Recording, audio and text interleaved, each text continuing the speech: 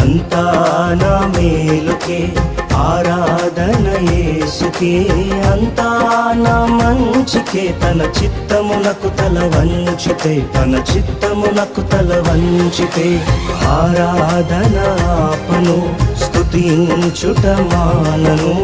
ఆరాధన ఆపను, స్తుతించుట మానను, స్తుతించుట మానను.